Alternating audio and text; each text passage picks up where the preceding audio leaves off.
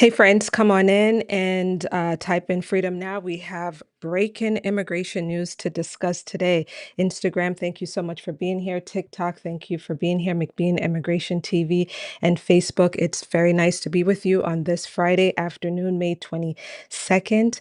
We're not supposed to be together at this time, right? Mondays at 1 o'clock p.m. is our Freedom Now show, but something really big happened today with immigration that we've got to talk about. And this, some of you already know what's going on with respect to the USCIS memo. We're going to talk about that memo and how it touches adjustment of status, which is the process to get the green card here in the United States. So I'm just taking a deep breath. Not to over dramatize this, but it's important to just kind of breathe a little bit and take in and talk about in a rational way what USCIS is now up to. Okay. I'm Latoya McBean Pompey, an immigration lawyer in New York, working with clients nationwide at McBean Law. Our contact information is certainly located on the screen wherever you're joining from this afternoon. You can reach out to us for a one-on-one appointment with an attorney. Contact us at 914-898-9488, or you may email us at info@mcbeanlaw.com. Today, we're going to talk about the new USCIS memo that effectively wants to direct adjustment of status applicants out of the United States to the consulate back in your home country. This is huge. It has huge implications. The question at this early stage, of course, is how in the world is this going to happen, and whether these officers at USCIS will actually listen to this new guidance from USCIS and deny your cases for adjustment of status and tell you that you've got to go to a U.S. embassy in your home country. So this is very early.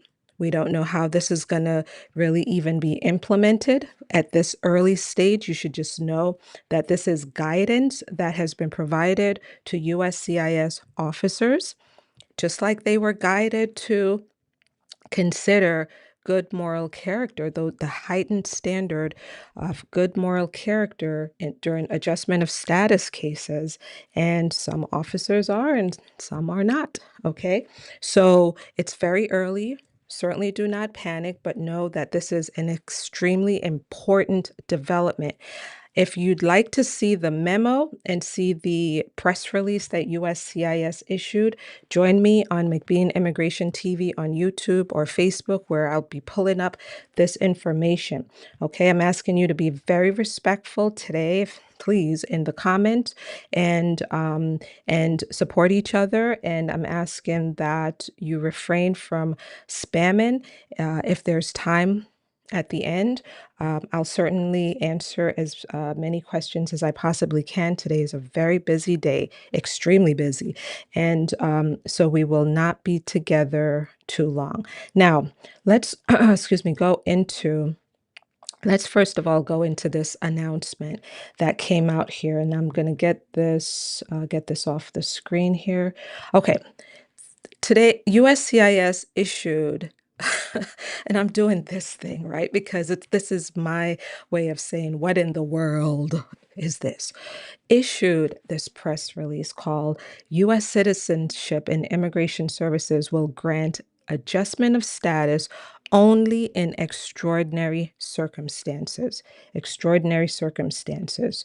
Despite the fact that the law doesn't, there's a lot of debate happening right now behind the scenes with lawyers. I'm on the listservs and I'm reading what they're saying. There's already a huge debate happening about this, but for the most part, lawyers are they've already concluded that USCIS cannot do this, and of course, litigation is going to happen. The announcement says that USCIS today announced a new memo reiterating, okay, the fact that consistent with long-standing immigration law and immigration court decisions, aliens seeking adjustment of status must do so through consular processing via the Department of State outside of the country. You might be saying, but wait a minute. My understanding all along is that adjustment of status, it means that I could get my green card here in the United States because maybe I'm an immediate relative of a U.S. citizen. I'm married to a U.S. citizen, or I have a U.S. citizen son or daughter who has filed for me, and I was told that I could get my green card here. I would not have to go back to my home country for a green card.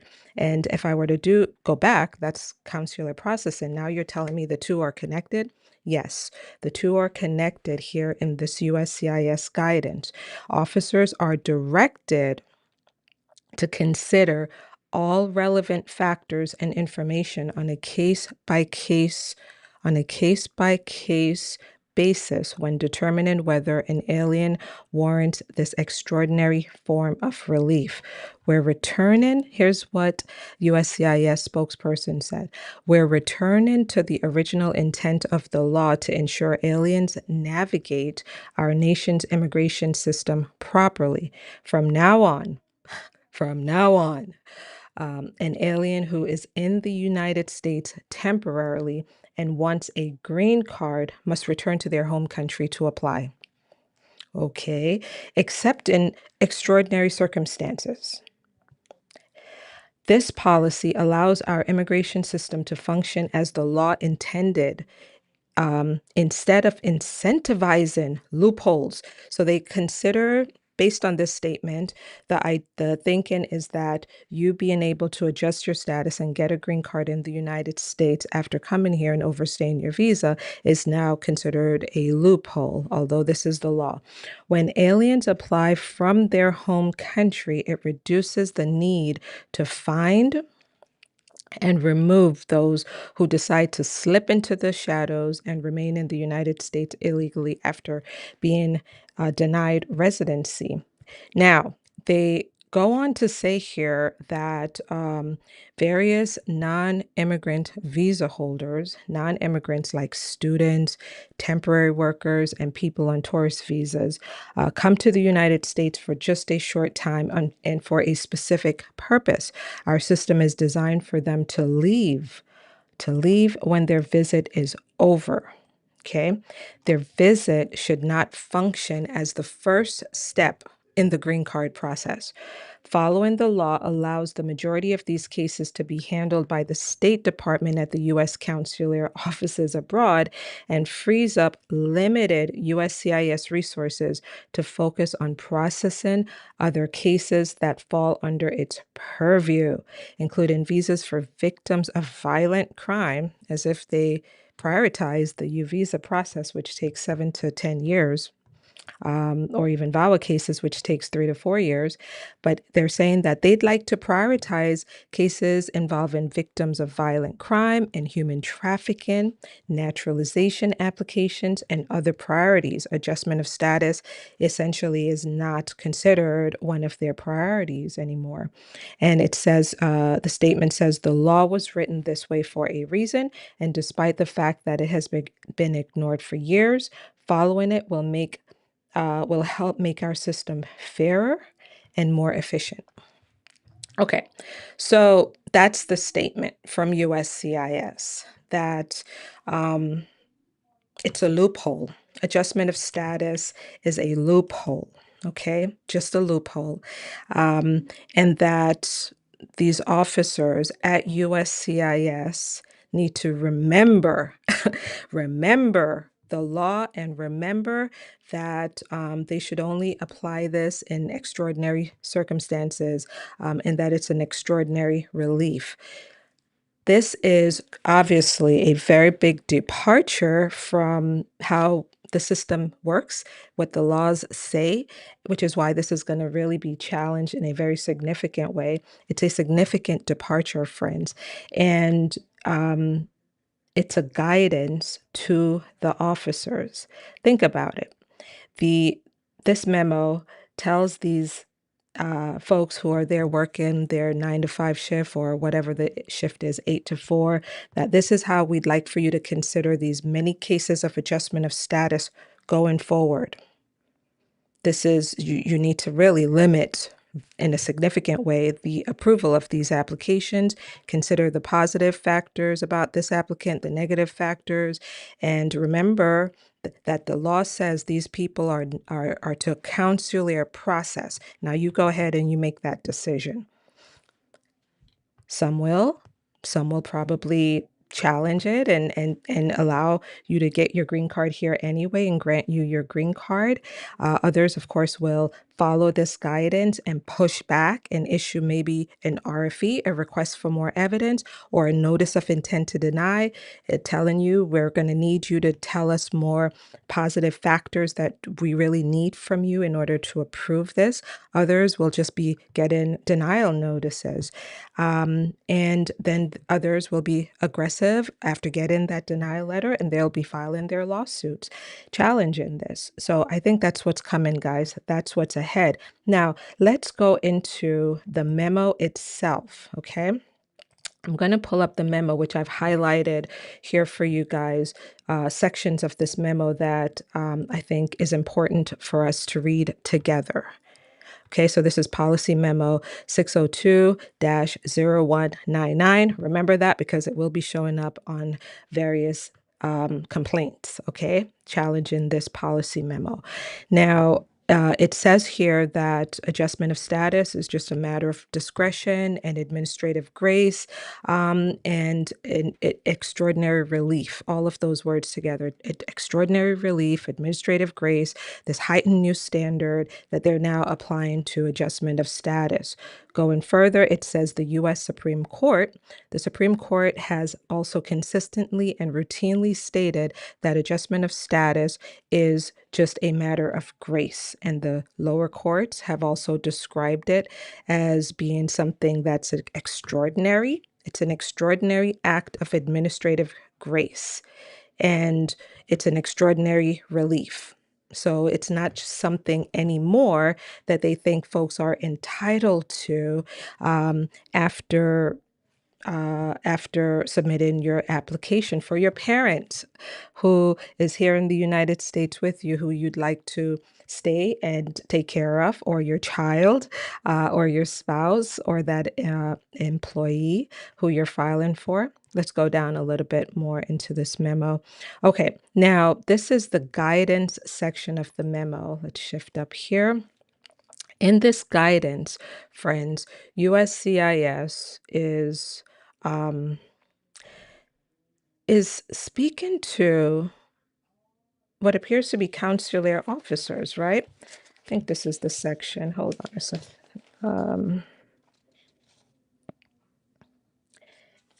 Yeah, they are. They're speaking to officers overseas. Okay, they say here where adjustment of status is in the discretion of USCIS, officers are reminded that they are to consider all relevant factors and information in the totality of the circumstances when they're exercising this discretion. For example, it directs officers to consider violations of immigration laws or the conditions of any immigration status held, current or previous instances of fraud. So actually, guys, when they are if they send people overseas through this process and expect them to go to the U.S. Embassy for processing, they're expecting the embassy officer to consider the fact that individuals overstayed their visa. Individuals previously told them years prior during the visa application process that they're only coming to America to go to Disneyland or to visit their relative or to attend a conference, yet you've stayed. And they want the consular officers, obviously, to consider all of these issues and previous violations when considering whether to grant you that visa or not. Okay. So let's just read this together. And if you're in a hurry, watch this at another time, okay? I'm going to read specifically what USCIS has here in this memo, the guidance that it's given to its officers. Okay, where officers are reminded that they are to consider all relevant factors and information in the totality of the circumstances in exercising that discretion. For example, existing guidance directs officers to consider violations of immigration laws or the conditions of any immigration status held. Current or previous instances of fraud or false testimony in dealings with USCIS or any government agency, whether an alien's application for admission or parole into the United States violated the laws, regulations, and policies in place at the time, and any conduct of the alien after being admitted as a non-immigrant or parolee inconsistent with the purpose of that non-immigrant status or parole, or any with representations that were made to consular officers when applying for a visa, admission or parole into the United States, an alien's failure to comply with the conditions of their non-immigrant admission or parole, and an alien's failure to depart as expected are highly relevant to the analysis. This is particularly true when the failure is connected to their intent to stay here in the United States. USCIS reminds its officers that applying for adjustment of status is not inconsistent with simultaneously maintaining non-immigrant status in a category with dual intent. And so they're talking about like the H1B and the L1s, I believe, who have the dual intent. It goes on here to say that, and by the way, I I would not be surprised if the State Department soon will piggyback off of this, so to speak, and come up with their own specific rules regarding how they're going to treat this issue.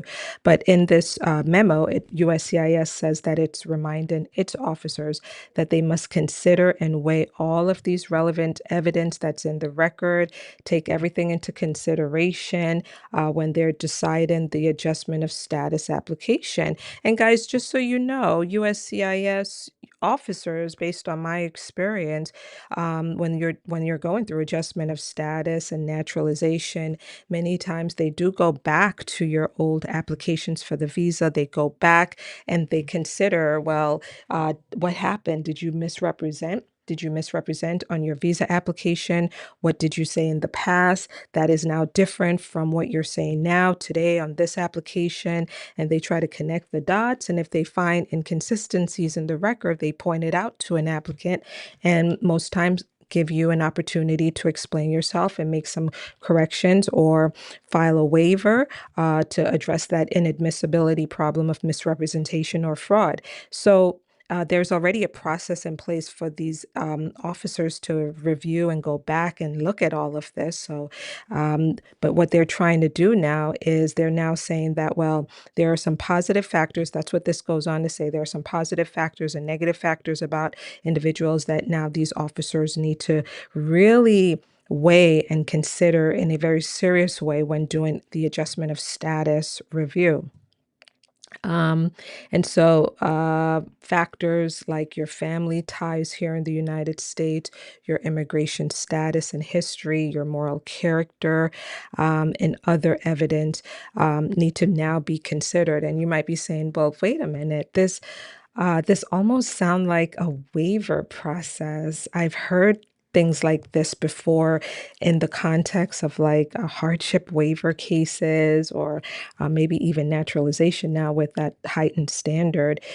Are they now pulling all of that into the adjustment of status process? And it looks like that's what they're trying to do now. That's what they're trying to do. And then they describe what should be written in a denial notice. USCIS reminds officers that when they deny a benefit request, they must issue a denial notice explaining in writing the reasons for denial.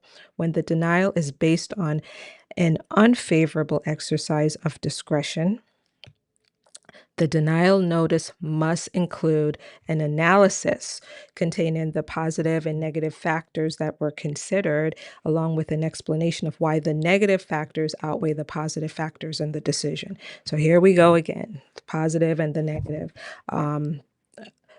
This analysis that these officers must do.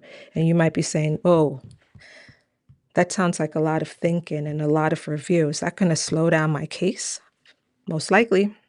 Okay, most likely it will slow down the cases. Now let's see. Then this memo ends by saying that USCIS may provide policy guidance specific to certain adjustment of status categories or discrete populations of aliens to help its officers identify those applications that may or may not warrant this act of grace and exception to the regular consular process. So they are saying here that they will likely, at some point, they may, I should say, not likely, they may decide to treat other groups of individuals differently. That's how I'm reading that. Okay, that they might say, okay, maybe this discrete population of aliens they do not have to fall into this big policy uh, this into this bucket, okay, of consideration. You guys know that's not really what I wanted to say. I had to stop and say, you're live before thousands of people on all of these platforms. Don't say what you really want to say right now in this moment.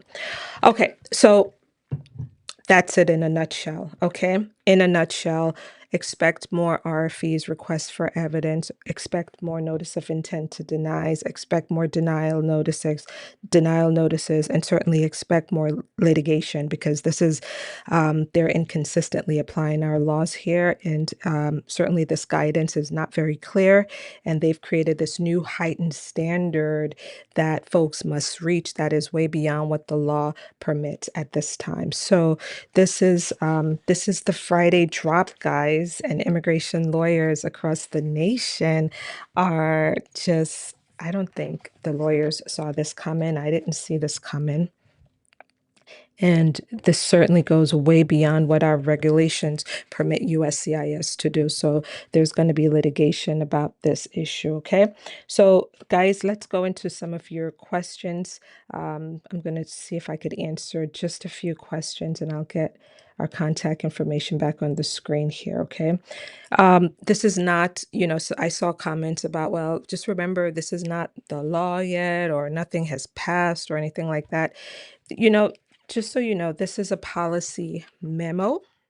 It's a memo dated May 21st, 2026. Okay, it's a policy memo providing guidance to the folks who are reviewing your applications and reminding them of what the law says and what USCIS's new standard is and what they should do. This is, in my opinion, effective right away, that these folks on the inside need to begin considering. And yeah, this is what they're pushing now. Okay. All right, let's see. Does this apply to people already married to U.S. citizens inside the United States? Yes, if this will apply to, as broadly as this is written right now, to anyone seeking adjustment of status. At the end of the memo, as I just read, USCIS said that it may choose certain groups of people to treat a little differently. Okay, they may do that. Freedom now, Regina says. Someone says, this is craziness. I agree with you. Okay, freedom now. Okay, let's see. Good afternoon. Thank you guys for being here today.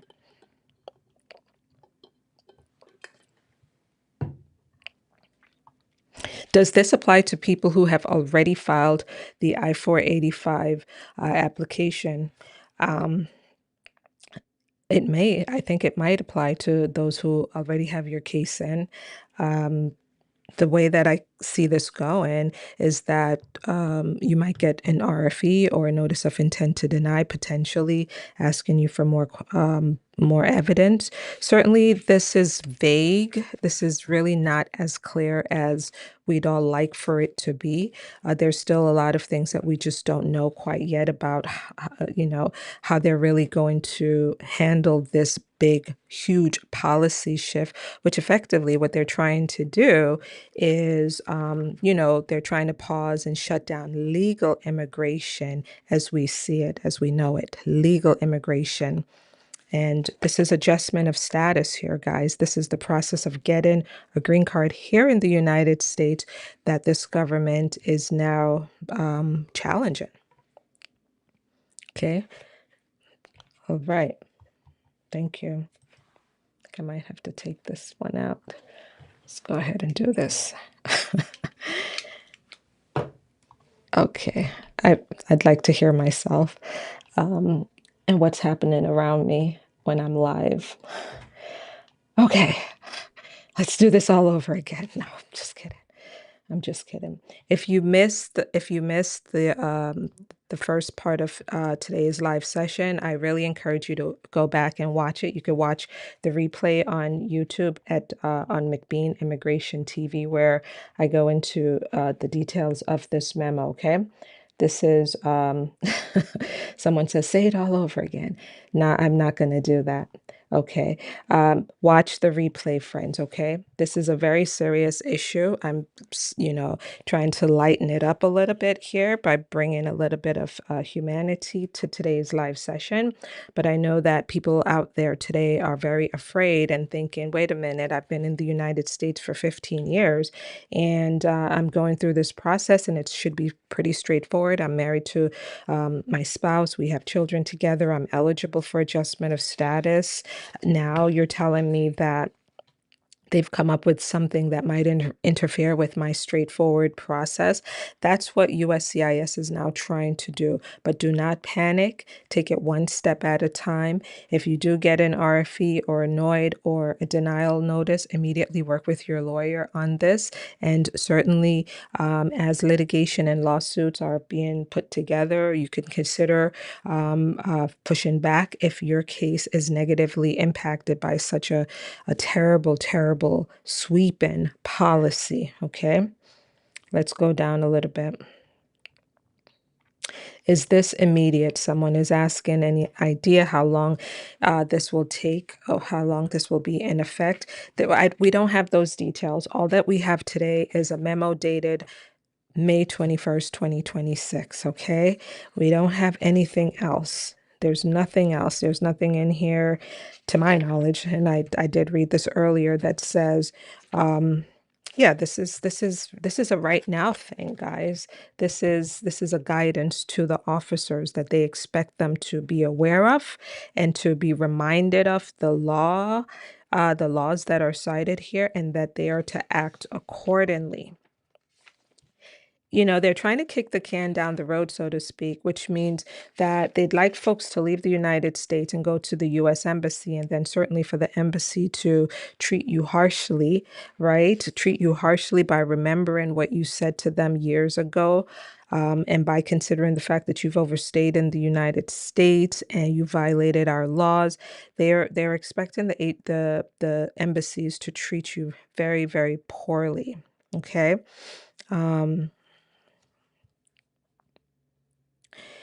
The guidance says here where consular processing is available to an alien based on the immigrant category in which you are seeking adjustment of status, or the alien is seeking adjustment of status.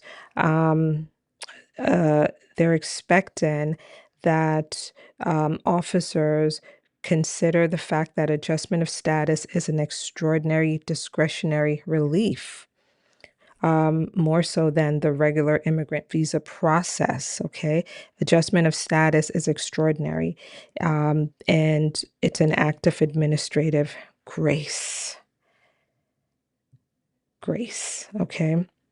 Okay, let's keep going. If I have a child in the United States and we're seeking and I have a pending I-485. What will happen? I don't know yet. Don't know yet. I don't know how, aside from the fact that we're thinking that RFEs, NOIDs, and certainly denial letters will be coming. I don't know how it's going to impact your individual case or any individual case at this early, very early stage. Like I said, the officers at USCIS, they are the ones who are, you know, they're going to make their decisions, guys. They're going to make their decisions. We're still seeing approvals of naturalization today, despite the heightened standard of good moral character that was put in place several months ago. So, you know, the officers, they're the ones who are really, and their supervisors, of course, they're doing the day to day. And some may follow this, and others may, may not. So we'll see. And as this is happening in real life, certainly please report out to us on our various platforms what you're experiencing. And certainly through my live sessions, I will be doing the same thing. Okay, let's go down a little bit here to answer a few more questions that are relevant to today's announcement, huge announcement. Be sure to share this live session. Be sure to share this, friends, on Facebook in particular. Share this so that others will see this news, okay? Okay. Let's go down a little bit.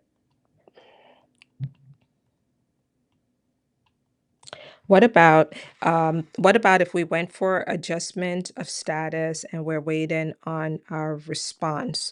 So like I said earlier, RFEs, NOIDs, and decision letters, denial letters are likely to follow from something like this, but do report out on what you're experiencing.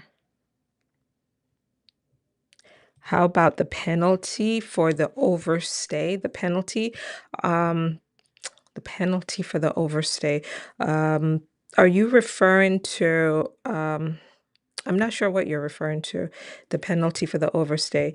There's a significant, what penalty are you talking about? There are so many, but are you speaking specifically to about those who are in removal, who have a removal order, I should say? Um, um, then there's also the issue of the visa bonds, and that comes with its various penalty. I haven't seen. Did I miss something with regard, friends? Tell me if I did or not.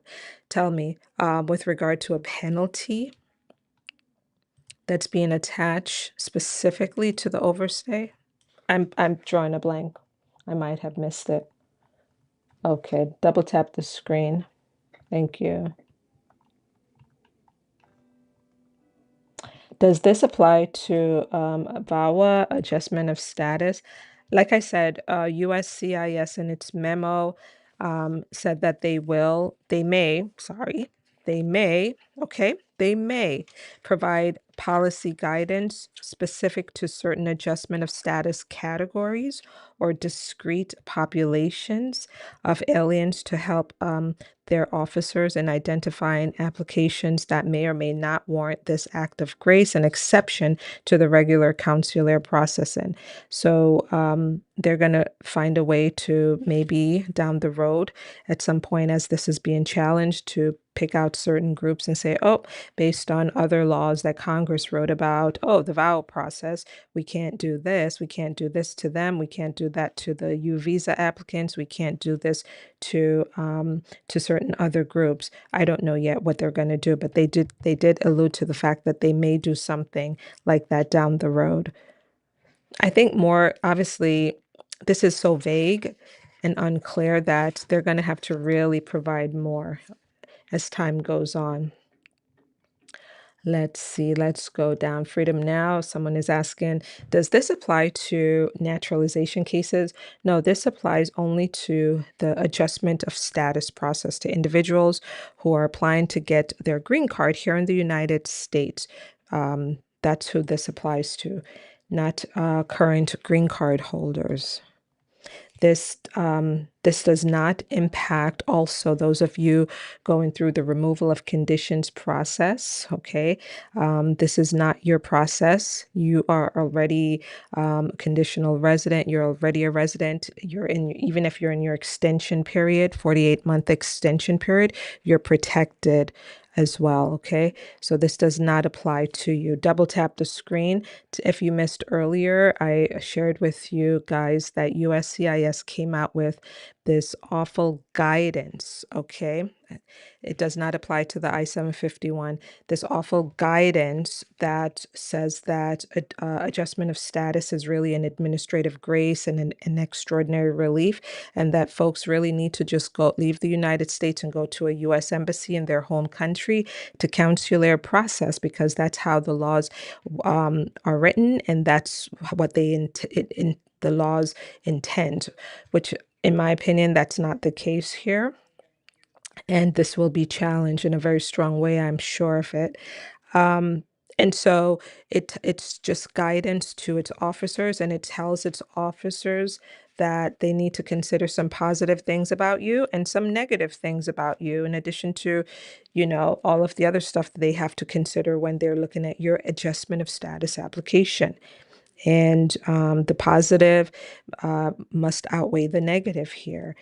But the fact that you're here in the United States, I think they view that as a negative factor. Obviously, the fact that you entered with a visa and you stayed, that's to me. That's how I'm reading this. That's a very strong negative factor that they're looking at here.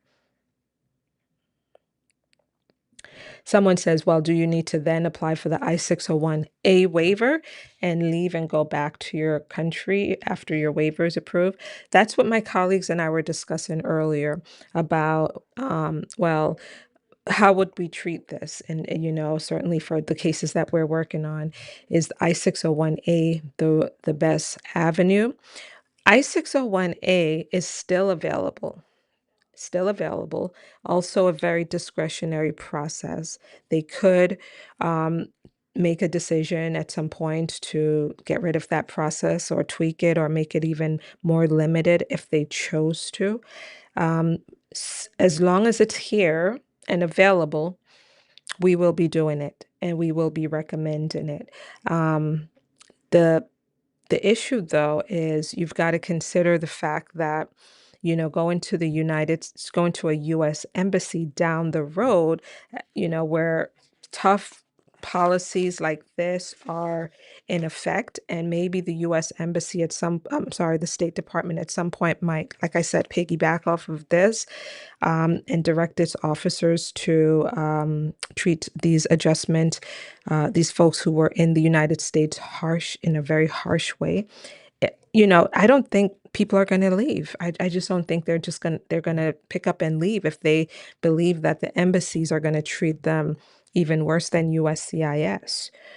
It's a discussion to have one-on-one in private with your lawyer for sure, to weigh your chance of success if you were to leave the United States with a policy like this in place.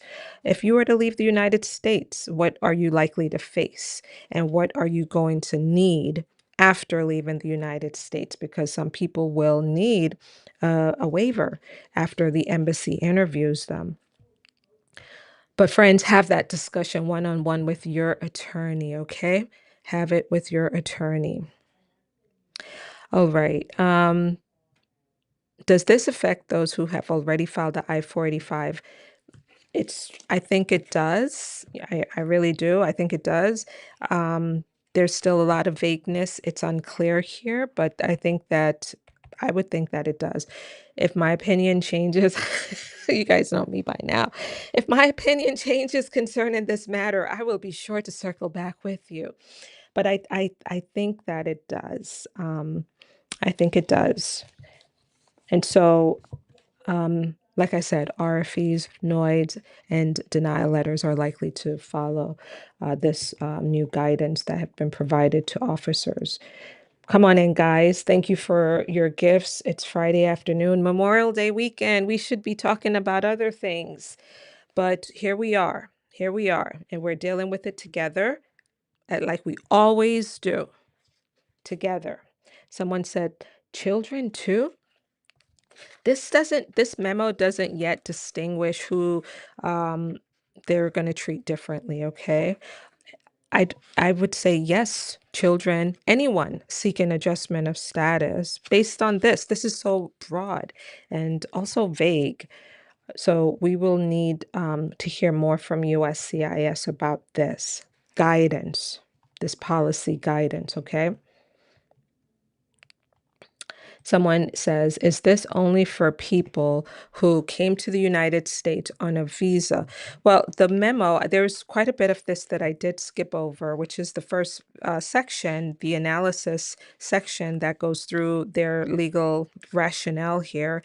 They talk, of course, about those who were also paroled into the United States, people who we said, okay, you don't have a visa, but come on in anyway based on various humanitarian reasons.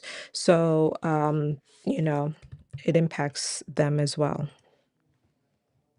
You know how our country, our government, this government loves parolees, right? They really don't. They really don't like that process. Okay, let's go. Go down a little bit. Jamar says, this is unbelievable and sad. What I do remember is last year when a lot of the new policies were, dropping like every week. And I was always in front of you guys with my reels and videos, and it was just too much. It was a lot. I remember some of you in those very early days saying, soon it's going to be adjustment of status, soon adjustment of stat. That's what I thought about today. I saw in my mind those messages from you, those comments on Instagram in particular. Soon adjustment of status will be touched. They're going to really find a way. They're going to find a way. It took them a good while to find a way to touch it, but this is going to be challenged, guys. So don't lose heart. It's going to be challenged. And I really think that this will change. I just don't think that this is going to be in place for a very long time. Okay. All right. But we'll take it one step at a time. But some of you did see this coming. Let's go. Let's keep going. Can we file a lawsuit? Yes. I would think maybe it's a little bit you need to see some harm at some point, right? Some harm. We'll need to see how this plays out and for there to be some harm. But of course, I'm on the listserv and I already see that the ACLU and others are looking at this. They're already talking about it. And various smart immigration lawyers are already on the job. They've already started pulling various sections of the law, and just a lot of chatters going on behind the scenes in the legal community in this immigration bar right now. Okay.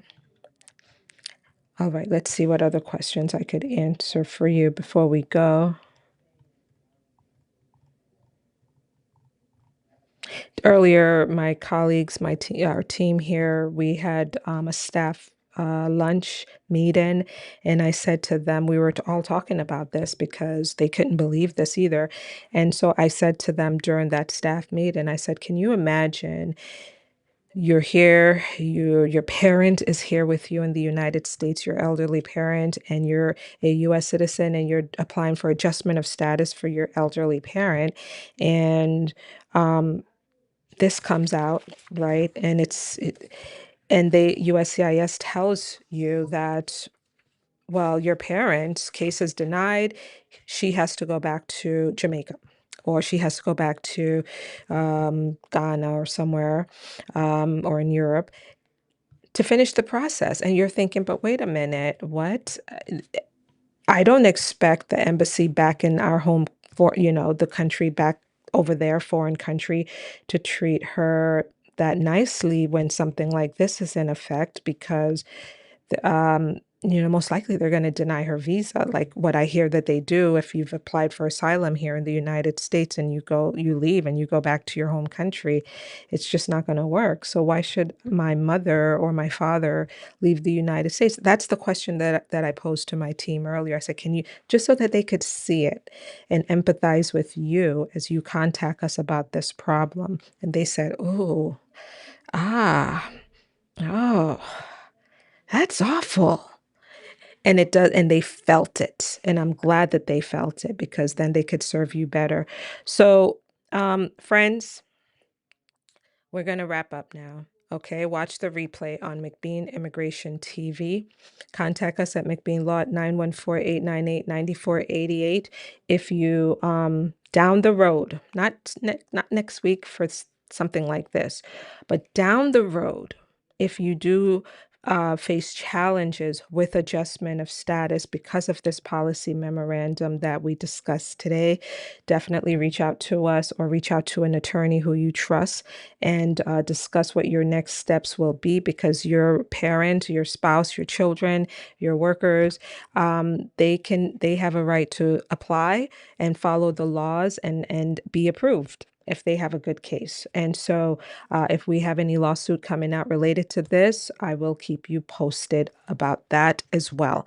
We're currently onboarding for round 3 of the USCIS 39 country lawsuit. I believe you could go to McBeanLaw.com and you'll see the link to get into round 3. Onboarding is open until June 7th. Okay. So get into that 39 country if you're facing the adjudication hold. Friends, thank you so much for being with me today. I wish you guys have a wonderful Memorial Day weekend, and I will see you on Monday. I'll see you on Monday from my home studio. On Monday, our office is closed for Memorial Day, so I'll do my live session from my home studio at 1 o'clock p.m. Eastern Time on Memorial Day. Thank you so much, friends, and I will see you in the next one. Bye-bye.